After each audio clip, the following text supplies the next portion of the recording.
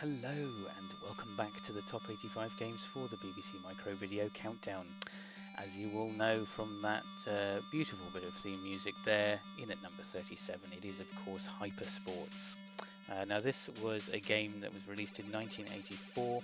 It was originally published by Konami as an arcade cabinet game, and there was an official port for the BBC Micro which was developed by Richard Kay for Konami.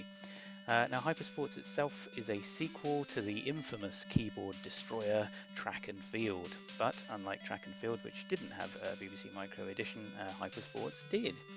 Now, there's a lot of interesting things about this game. It was officially licensed for the 1984 Summer Olympics, which of course explains why it has that Chariots of Fire theme tune. This has been beautifully transposed, I think, to the BBC Micro. It's been really well done, really evocative of that original tune, which is, of course, pretty much synonymous with sports. Now, it's worth pointing out that as sports go, I'm not much of a fan of them in real life or indeed in gaming, but I make a noble exception for Hypersports, which I think is just really, really good. Probably helps that it actually portrays a series of Olympic events, and I do take a small interest in the Olympics when they're on. The particular Olympic sporting events that we get in this game are swimming, skeet shooting, or clay pigeon as we might call it, long horse, archery, triple jump, and weightlifting. Unfortunately, the pole vault event is missing from the game, which was in the original arcade edition, but that certainly doesn't count against this excellent BBC Micro game, which we're going to take a look at now. Okay, let's fire it up. Hyper Sports. Fairly simple controls, but not a simple game.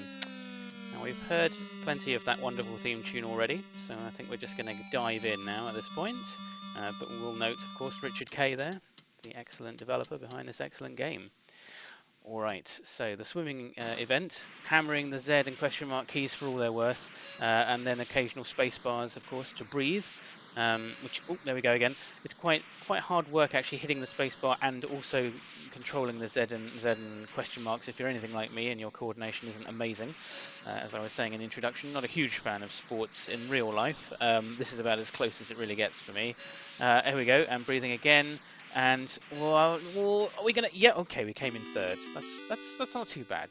This early event, you qualify pretty straightforwardly.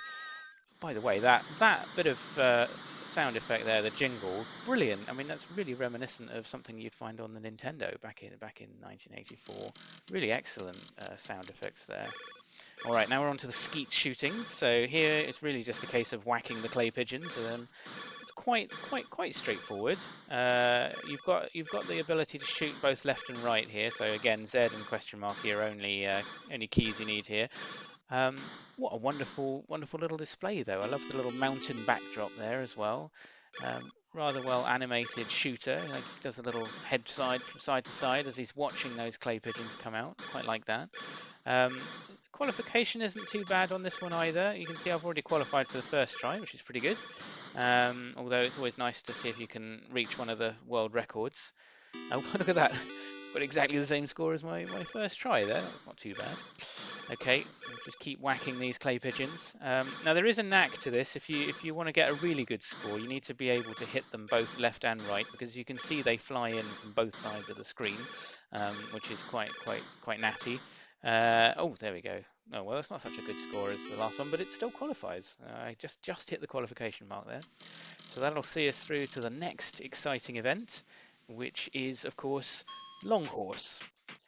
Now this one doesn't require you to power the runner, so he runs by himself. You really just need to control the jump and the jump again, and then Z question mark, and a lovely little pirouette and a leaping celebration there. Wonderful stuff. Okay, and once again, here he goes. So yes, you can kind of relax at this point, I always think, and then whack the spacebar, and there we go, and Z. Oh. I thought that was quite a good somersault, but it wasn't enough to qualify on that try, so good thing we got banked one at the beginning. All right, here we go. This is the third attempt. Let's see how we get on. And, oh! See, that can happen. Yes, I was a bit too slow on the spacebar there, so he didn't quite take off, but not to worry. We qualified, and we're through to my favourite sporting event in Hypersports, the archery. It's nice and sedate. So you'll notice that I had to set the wind setting at the beginning. It's fairly random. It's a bit of roulette. You just kind of press space bar and it'll just stop on whatever it's on at the time. I mean, roulette, or was that Family Fortunes, Wheel of Fortune? I don't know. I'm thinking of something like that anyway. But then after that, it's really just a case of skillful application of the spacebar, which you have to hold down for as long as it takes to sort of reach the right angle. Now, the instructions say that the best angle, there you go, look at that, right on cue. The best angle to go for is a 5 degrees, and that's likely to see you hit the bullseye in the middle, and you get that nice little, well, you literally get a nice bubble that pops out, which is quite special. Again, really like the animation on that. Oh, another bullseye. Really getting quite good at this. It is my favourite event, actually, as I said, of Hypersports. Do really enjoy the archery one. You get a fair few arrows to fire, so you don't have to be hitting a bullseye every single time, which is probably just as well. I say that, of course, Hypersports ratchets up the difficulty. If you manage to clear all of the events in a single sweep, it sends you back to the start, and then you do have to recompete, but with higher qualification levels on the second time round. Be interested to hear from anyone that's actually managed to play Hypersports all the way through and a second time all the way through. That, I have to say, that's never been something I've managed to do. I have managed to do all the events in a single sweep, but I'm not guaranteeing that I'll be able to do that for this particular video. May have to apply a certain amount of creative editing for that. But really, I mean, what a lovely little event this one is. I really like this one. It's just a nice, gentle, after some of the sort of whacking of keys that you get in some of the previous and later events, I think this one's very sedate, but in a nice way, and it gives you a real sort of satisfaction when you do hit that bullseye. But generally speaking, not too much pressure on this one. You just have to make sure that you do hit the target in sort of towards the center as often as possible, to see you through from a qualification perspective. And not running out of chances for another bullseye at this point. We're on the last arrow now, and look at that. It wasn't quite enough to qualify on the third try, but we banked a qualification on the second, so it's all good. Ah, yes, now the triple jump. Possibly my least favourite event, if I'm honest. It just basically requires you to whack Z and question mark lots and lots and lots and lots and lots and lots and lots to make him run as fast as possible. And then once he reaches, not quite that line, has to be said, but just before the line, you have to apply a space. And yeah, see, that happens quite a lot with me.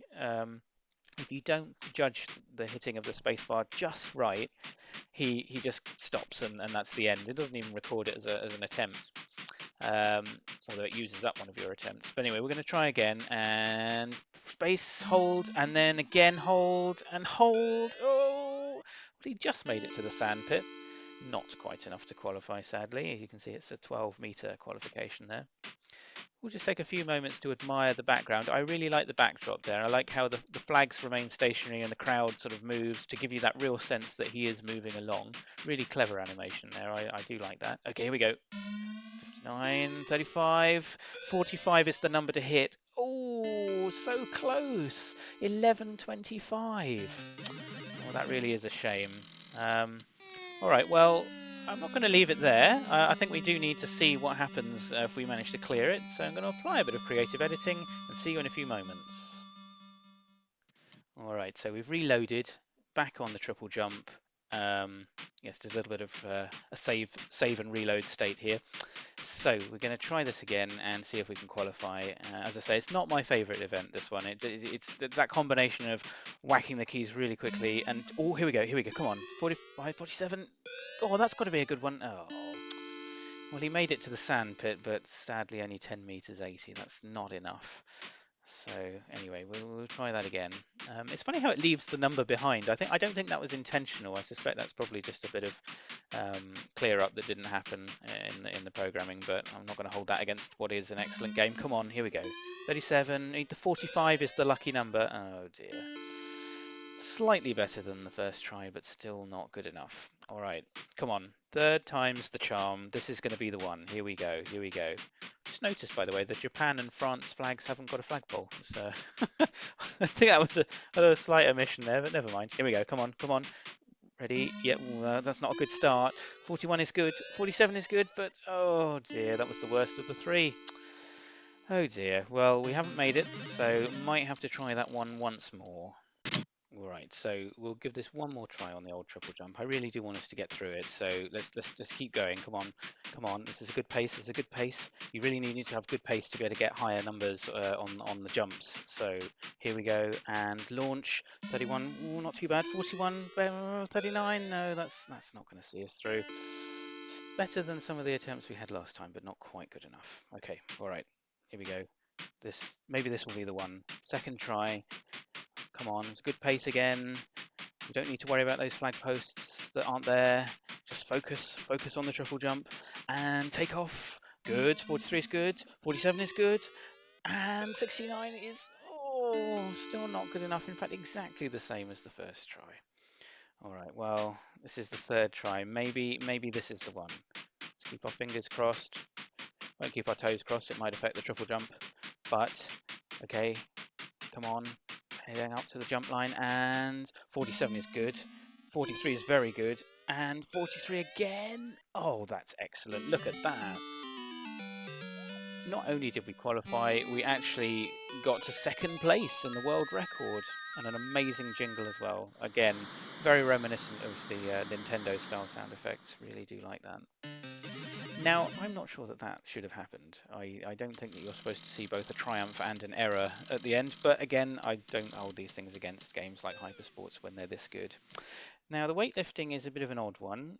You basically have to select what weight you want to start with. So we're going to go with flyweight, which is the easiest. And it's also enough for you to qualify, basically. And then really all you have to do is just kind of wiggle left and right, sort of just intermittently. That yellow bar on the left obviously counts down. As it becomes red, that's your time. So you need to get it to the point where it starts flashing above his head. Yeah, well, not quite above his head, sorry, at his shoulder level. And then when you hit that, you need to hit space. There we go. And then he needs to lift it and hold it sufficiently high up that the judges will start to give him his scores, and we're through with 160. That's enough to qualify. Now, you can't do flyweight a second time, so you have to choose a higher weight. The higher the weight, the harder it is for you to get him to lift the weight. So you really have to hammer the keys in order for him to start lifting it. So as it says there, we're going to have to go with bantamweight. Oh no, well, okay, yeah, sorry, I didn't hit the right key there. So yes, we're going to go with bantamweight. And right, here we go. So it's still not too bad, but it will take us a bit longer to get the weight lifted. I have tried some of the heavier ones. I think I tried middleweight, and I mean, I barely managed to get it as far as he's holding it now. Okay, well, we're up. It's flashing. Oh no, okay, yeah, it has to flash. You have to get it flashing and be able to hit the space bar. There we go. That puts him into the next posture. And then if we can just get it above his head, we'll get a score as well. Come on. Some more wiggling of the keys. Oh, this is where I really do miss the original BBC Micro keyboard. That thing could take some pounding. I do feel a bit sorry for my laptop keys, to be honest. All right, we've got it. We've got it. We just need that third score, and there we have it. Even better, we've got 190 there, so that puts us in with a new world record at third place. And now, as I was saying before, Hypersports loops round, and we're back to the swimming event at the start. But this time, you'll notice qualification time is slightly lower than it was last time, so it's more of a challenge. Can we get better than we did last time? We only managed to get third place last time, so let's see how we get on this time. Breathing's good. And here we go. Right, we're on the return. We're on the return. Breathe. Oh no! Oh, so if you do mistime the breathing, that does happen. Oh, I've done it again. That really will affect the overall placing. But hopefully, will that be enough? It is oh no. Well, it certainly won't be enough there. Look, I've done it 3 or 4 times. Yes. So that definitely wasn't enough. So as you can see, the second time around, it really is harder to qualify. Although, of course, there were some forced errors from my part there. Got a bit too excited about making it through on the weightlifting. Okay, so we'll try that again. As I say, the swimming event, as they go, it's not my favourite one, but it is quite good fun. It doesn't require quite the same degree of button bashing as some of the others. Certainly not as much as triple jump and weightlifting. It's quite a clever way it's been adapted, because you the game has to be able to show you the other swimmers swimming whilst also showing what position you're in. So the way in which it does that, I think, is very, very clever with the numbers showing what position you're in, but not losing sight of the fact that there are other swimmers in other lanes. So pretty clever, pretty clever. Right, here we go on the clay pigeons or skeet shooting. Yeah, this one I quite enjoy. It's not a particularly challenging one. It's fairly easy to qualify. Just basically requires you to line up with the clay pigeons. I think the challenge on this one is getting as high a score as possible. As I say, there we go. We've qualified already on the first attempt, but it's getting a higher score. You need to get consecutive clean hits without any misfires. I think that's the key. But really nice effects. I do like how the clay pigeons explode. It's quite cleverly done with the gun sights as well, just kind of gradually going up and down, and you have to line them up. So essentially trying to get past the idea of not having a light gun or something equivalent to that. But yeah, very smart stuff.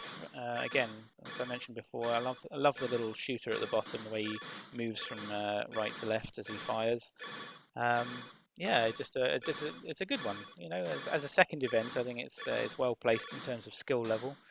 Yeah, it's just really good fun. There you go. Look at that, qualified on all 3 attempts. Not too bad, not too shabby. And that takes us through, of course, to the long horse. There we go. Yeah, this one's not too bad.